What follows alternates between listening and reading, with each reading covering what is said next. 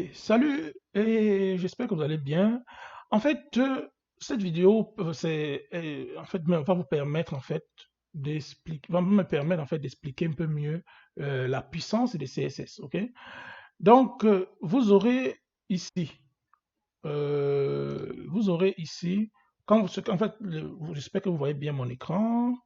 J'espère que vous voyez bien l'écran. Oui, je pense que vous voyez bien l'écran.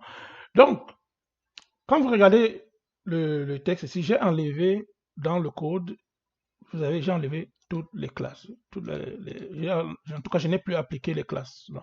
J'ai enlevé toutes les classes partout ici pour le menu, simplement. Donc, je vais vous montrer ici la puissance du CSS, l'importance de connaître vraiment le CSS et comment ça peut vous permettre de customiser votre affichage. OK? Donc, ici, il y a le UL. Dans le menu CSS, le bloc, c'est-à-dire la division, le bloc CSS qui est en haut là, le bloc CSS, le bloc de menu plutôt, pardon, qui est en haut, j'explique que je suis en train ici, en fait c'est un peu comme une communication avec le navigateur. Je dis au navigateur, affiche-moi les balises sans aucune classe, d'une manière brute en fait. Donc il n'y a aucune classe ici. Donc il ajoute donc ses balises, le navigateur ajoute ses balises ici. Vous voyez bien, il y a un point ici. Et chaque point là dit en fait que, bon, c'est une ligne. En fait, c'est une ligne de la liste. Parce qu'il faut bien savoir que UL, c'est Unordered List, c'est-à-dire c'est une liste non ordonnée. Et dans cette liste, il y a les LI, les balises LI. Et dans ces balises LI, ce sont des listes là. Et par défaut, donc, le UL occupe tout l'espace de la largeur, dans la largeur. Et le LI, pareil, il occupe par défaut tout l'espace de la largeur. Donc, moi, ce que je ne veux plus qu'il y ait ces points-là. Ça me paraît pas beau. Je veux plus qu'il y ait ce soulignant, que le texte soit souligné ici. Mais le texte est souligné là, pourquoi? Parce que à cause de la balise A ici. Vous voyez? Parce que si vous regardez bien, ici dans le menu lettres, il n'y a pas de balise A, donc le texte n'est pas souligné ici dans le résultat. OK? Mais pour ces sous-menus, le texte est souligné parce qu'il y a la balise A. C'est ce qui se passe ici. OK? Vous voyez bien alphabet, voyelle, consonne. Ce sont des textes, qui sont soulignés parce qu'ils sont en réalité à l'intérieur de balise A. Par défaut, c'est le comportement par défaut de la balise A. Ici, on a le comportement par défaut de la balise LI, de balise UL, LI et A.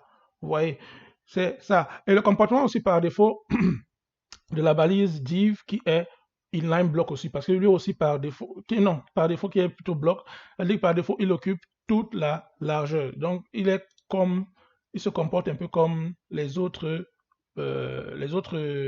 balises UL et LI. Bon, le problème maintenant pour moi, en fait, c'est que je ne veux pas de ce comportement, comment on dit, je ne veux pas de ce comportement par défaut. Je veux que mon, je veux que mon menu soit horizontal. Il n'y ait pas de point au début de chaque ligne.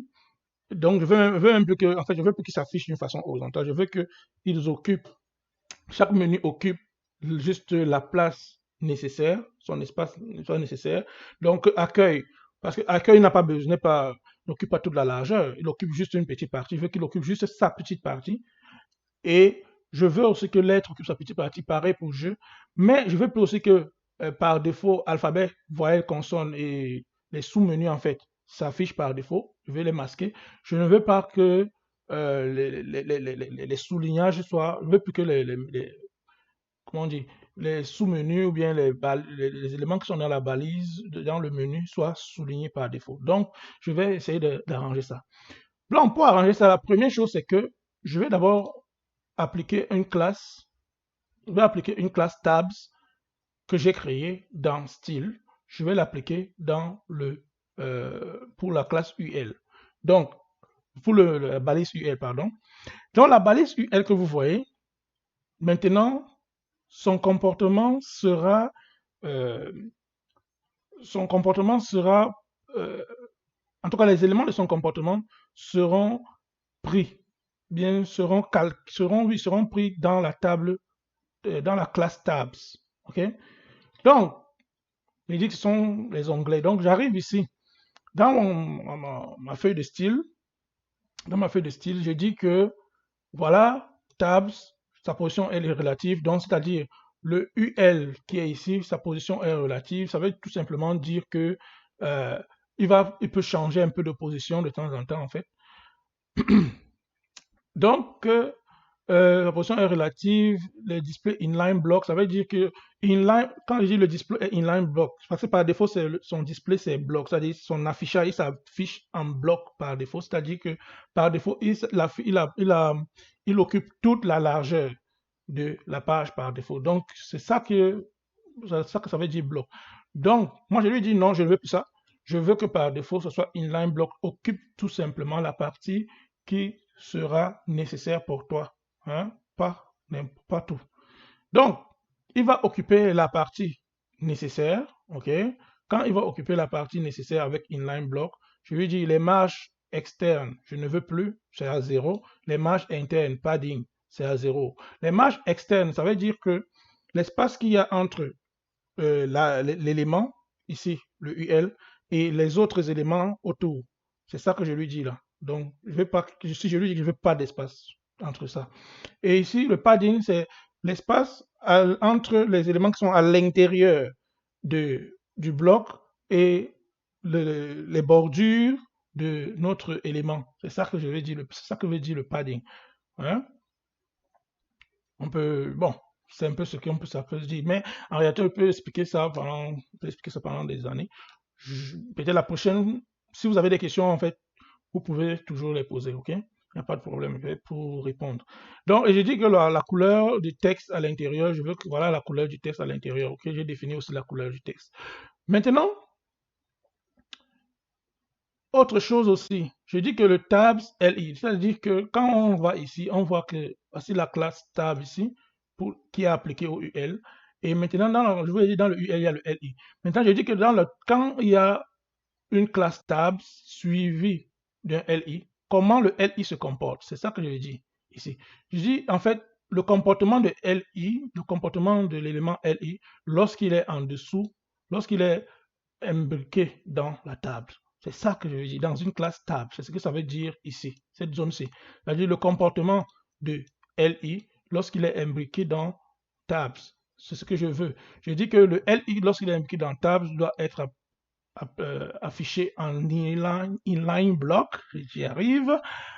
C'est-à-dire que inline block, ça veut dire que je veux justement qu'il occupe juste l'espace nécessaire. Je le répète, je veux que LI occupe juste l'espace nécessaire. Parce que tel qu'on voit ici, il n'occupe pas l'espace nécessaire. OK?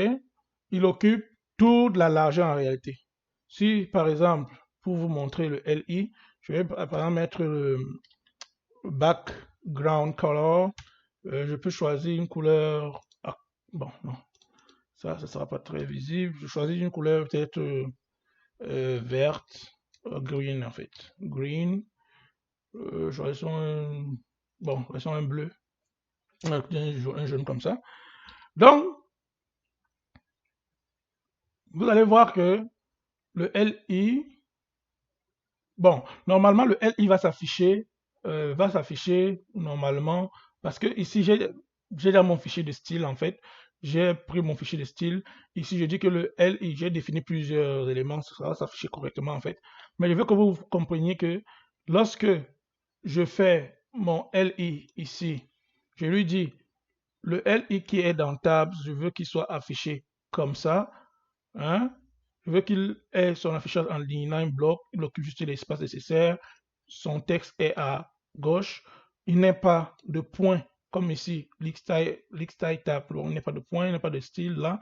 La marge, sa marge générale, c'est 0, mais je pourrais en fait définir margin right, margin top, margin bottom, mais ce que moi je fais souvent, c'est que pour ne pas avoir écrit tout ça, je mets margin, toutes les marges à 0 et ensuite je définis une marge en particulier, la marge à droite. Je dis que tous les LI en tout cas tous les LI auront un espace à leur droite. C'est ce que ça veut dire. margin right. Ça veut dire que les LI qui sont dans tabs auront un espace dans leur droite parce qu'ils seront justement alignés à cause de l'inline block, ils seront sur la même ligne. En tout cas, ils seront forcés à être sur la même ligne jusqu'à ce que ça ne soit plus possible. Et je dis que le padding, c'est-à-dire la marge intérieure, soit à partir de la bordure, soit de 5 pixels. Ok? C'est ce que je suis en train de dire avec le padding. Et ici, je dis que le texte doit être en gras. Ok? Bold, texte en gras. Et maintenant, ça c'est une partie. Donc, quand je viens ici sans aucune... donc, si je fais ça comme ça, donc quand j'applique la classe tabs, juste en appliquant la classe tabs ici, donc avec tous mes éléments là, j'ai vu, j'ai tabs, LIA, LI.active. Donc, ce que je vais expliquer ici maintenant, je vais commencer par expliquer ceci. Tabs, LI, over, ça veut dire que, bien sûr, comme je vous dis, on commence toujours à lire de la droite vers la gauche. C'est-à-dire que mon au-dessus, voilà, hover signifie au-dessus. Bon, c'est pour dire que lorsque le curseur est au-dessus, le curseur, lorsqu'il est au-dessus de mon LI qui est lui-même imbriqué dans la classe tabs, mon curseur, lorsque mon LI devient à un arrière-plan blanc et les bordures de mon LI sont arrondies à 4 pixels. C'est ce que vous voyez ici. Vous voyez que les bordures, par exemple, sont arrondies à 4 pixels lorsqu'on met le curseur au-dessus de la tabs. Ok? Les bordures sont arrondies à 4 pixels. Pareil pour là, pareil pour là, pareil pour là. Ok? Maintenant, ce que cela voudrait dire, c'est que en tout cas, ce que nous, on ne veut plus, on voit qu'il y a toujours ce mot alphabet, voyez, consonne. On voit qu'il y a toujours, mais on voit aussi que les menus là ne s'alignent pas. Mais les menus ne s'alignent pas justement parce que ce texte-ci est pris en considération, en fait. Donc, par exemple, je occupe toute la largeur, mais on voit bien que ici, accueil n'occupe pas toute la largeur, lettre ici n'occupe pas toute la largeur, parce que ce n'est pas assez large, en fait. Donc, ils occupent juste leur espace, l'espace nécessaire pour leur affichage. C'est ce qu'ils font, hein, en largeur. C'est juste ce qu'ils font. Pareil, donc pour je, mais je est très large. Maintenant, ce que je dois faire, c'est que je ne veux plus afficher les sous-menus ici, au niveau de lettres, au niveau de je. Je ne veux plus les afficher par défaut. Donc, je reviens ici, j'ai défini ma table et ce que je dois faire, ce que je vais faire, c'est peut-être déjà ajouter la classe active. Je dis que par défaut ici, par exemple, dans ma page index HTML par défaut, le bouton accueil est actif. Qu'est-ce que ça donne quand je valide? Ça veut dire que lorsque c'est actif, en fait, l'arrière-plan de celui-ci, l'arrière-plan du... Lorsqu'un menu est actif, son arrière-plan est blanc, c'est-à-dire son background est blanc. Donc, quand j'arrive ici, je définis ça en fait dans cette zone-là. Okay? Je dis que la classe, le point actif, ça veut dire classe. Et quand vous voyez qu'il n'y a pas d'espace, ça veut dire que il faut que le LI, il faut que la classe active soit appliquée au LI, soit appliquée à l'élément pour que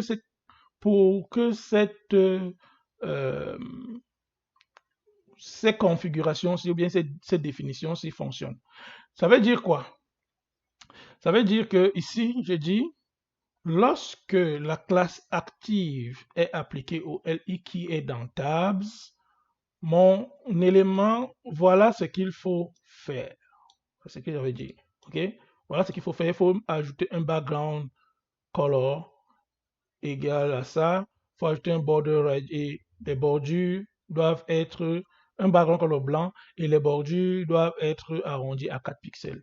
C'est ce que je suis en train de dire. Et c'est pour cela que si par exemple, lorsque je mets ici la classe active à accueil, c'est pour cela que vous voyez que l'accueil est en bordure, background color blanc et les bordures en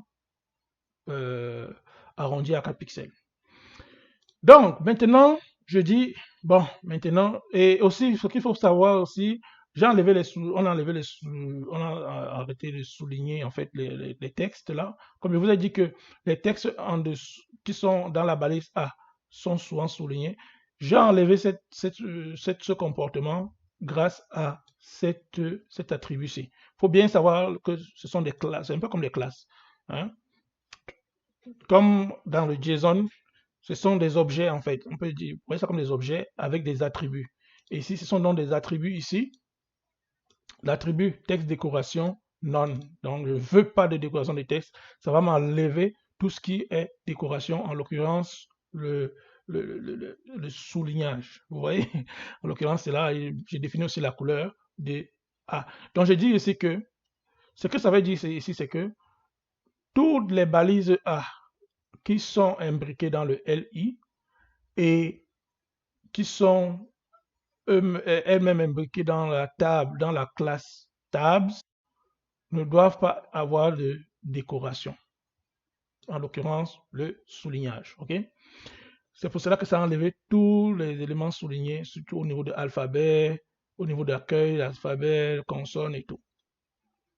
C'est ce que ça fait. Maintenant,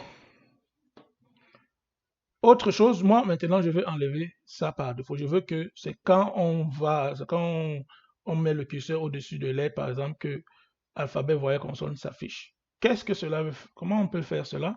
Quand on revient ici, on voit que le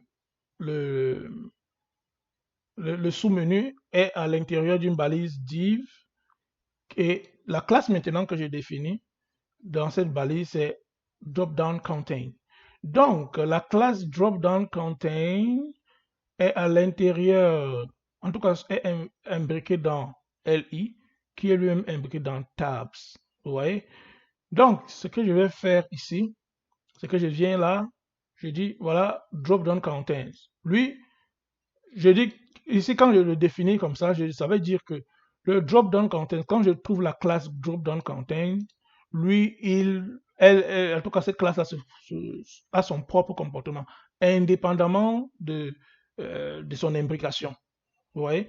Donc, ici, je dis, par défaut, je ne l'affiche pas. Voilà ce que ça veut dire. Donc, lui, par défaut, je dis que je ne veux pas que tu l'affiches par défaut. OK? Position absolue, c'est-à-dire que lui, il aura toujours une position fixée. La background color, pareil. La couleur du background. Donc, je définis une couleur particulière. Je n'ai plus défini le blanc absolu, là. Bon, peut-être la différence ne se verra pas tellement, mais j'ai juste ajouté un background color comme ça. Et la largeur minimale, c'est 160, c'est-à-dire la largeur de la div, bien de l'élément qui va accueillir la classe. L'élément qui, en tout cas, l'élément qui va avoir la classe dropdown content va avoir une largeur minimale de 160 pixels. Pareil, je définis tous ces éléments, le box shadow, bon, pour comment dire, euh, les ombres et tout ça. Bon, vous voyez. Et je veux que le drop-down content soit toujours un peu avancé. En fait, c'est toujours un peu avancé par rapport aux autres. Vous voyez. C'est aussi ça qui va faire l'importance. C'est ça aussi qui fait l'importance de box shadow ici. Et en plus de ça, je dis que lorsque maintenant, c'est là où le comportement, parce que là par défaut, donc, là par défaut, quand j'applique ça normalement, je ne peux plus voir. Oui, j'ai mis le drop-down content ici. Bon, vous voyez, j'ai mis le drop-down content ici pour ce sous-menu de lettres là. Et ici, je n'ai pas mis, pour le sous-menu de jeu, je n'ai pas mis de drop-down content. Donc, vous allez voir la différence. Voilà. Donc, dans le sous-menu de lettres, lorsque je pose mon curseur au-dessus, on voit bien que comment on appelle, un sous-menu s'affiche, ok? Les alphabets, voyelles, colonnes, ça s'affiche correctement. Pareil ici, mais ici, comme je n'ai pas appliqué de ce drop-down content, ces classes drop-down content, ça continue à se comporter comme précédemment. Donc, maintenant, donc, je vais vous expliquer pourquoi. Ici, lorsque j'ai dit, maintenant j'ai dit, voici, j'ai défini ici drop-down content, son fonctionnement par défaut quand il est seul. En tout cas, lui, par défaut, comment il fonctionne. OK, seul. Maintenant, je dis que dans le CSS, je dis lorsque le drop-down content est appliqué à l'élément LI, en tout cas, lorsque le drop-down content est appliqué à l'élément LI et que on est, bon, je répète, lorsque la classe drop-down content est appliquée à l'élément LI et que le curseur est au-dessus de LI, qui est lui-même dans table, l'affichage c'est display block. Ici, c'était display none par défaut, mais maintenant, le drop-down content va prendre bloc. Donc, c'est ça qui va permettre en fait que l'affichage qui n'était pas disponible ici sera disponible au cas où on a le hover ou au cas où on a un curseur au-dessus de lettre. Je dis bien, lorsque le curseur est au-dessus ici de LI, le curseur est au-dessus de LI, le drop-down affiche-moi un drop-down content avec display block. C'est ce que j'avais dit ici. C'est ce que j'ai dit ici. Et font weight, bon. Et j'ai dit que les éléments à l'intérieur sont par défaut, les éléments à l'intérieur n'ont pas, en fait, font weight 100, ça veut dire qu'ils ne sont pas gras. Ça, c'est une autre façon de définir le font weight. J'ai utilisé plusieurs éléments pour que ça vous aide un peu à comprendre ensuite. Hein? Ok, et donc, ce que je vais faire, je vais ajouter donc mon drop-down contents pour l'autre menu aussi. Et là, on aura donc un affichage en tout cas plus beau en fait. Hein? Vous voyez? Et maintenant, comment je fais par exemple ici, lorsque je fais le hover, lorsque je pose le curseur au niveau des sous-menus, des éléments des sous-menus, ça devient gras. C'est défini en fait à ce niveau-ci. Ici, j'ai dit que le sous-menu, en fait, j'ai mis mes sous-menus dans une balise qu'on appelle span. Lorsque le curseur est sur le span, qui est lui-même à l'intérieur imbriqué dans un élément qui a une classe drop-down contain, et que lui-même dans le LI et lui-même dans une classe tabs, je veux que le font weight soit 600, c'est-à-dire bold. Il y a quand même le bold. En fait, c'est une façon de mettre quand on met les 100, 200, 300, 400, 500, 600, c'est une façon de graduer en fait l'effet de gras dans le texte. Ok? C'est une façon de graduer cela plus facilement. Donc, je dis qu'il faut que le font weight soit à 600. Je pourrais mettre tout simplement bold. Hein? Ça ne va pas changer quelque chose. Donc, quand j'arrive ici, quand j'arrive plutôt ici, vous voyez que les éléments, les sous-menus, les éléments des sous-menus sont dans le span. OK? Et chaque élément là, lui, il a sa balise A. Donc, il est à l'intérieur d'une balise A. Ce qui fait en sorte donc que dans mon drop-down content, pardon, je peux contrôler le comportement de ces enfants, en fait. Parce que ici, lui, on l'appelle la balise parent. Et là, ce sont les balises enfants. OK? C'est en fait ce qu'on utilise dans le jargon. Donc, si plus tard vous m'entendez parler de parents, enfants, vous devrez comprendre, vous pourrez comprendre. Et maintenant, comme je vous ai expliqué, je pense que on est arrivé quand même à la fin de cette explication. Et ici aussi, je vais quand même expliquer cette partie du CSS. Peut-être on va pas l'utiliser en fait, tellement on va pas l'utiliser. Juste que pour vous dire que ici, c'est pour rendre notre page HTML plus responsive, par exemple. Je suis en train de définir ici que lorsque l'écran qui va accueillir notre application sera, en tout cas sera de 600 pixels ou moins, voilà le CSS que tu dois appliquer. Donc, je peux prendre tous les CSS qui est ici, je les applique ici en bas. Je le modifie par exemple, je le définis seulement pour les écrans qui ont moins de 600 pixels. Je peux le faire. Mais bon, je pense que pour l'instant, je ne vais pas l'utiliser. OK? Donc, ça fait un peu le tour de ce que je voulais vous expliquer sur la puissance des CSS.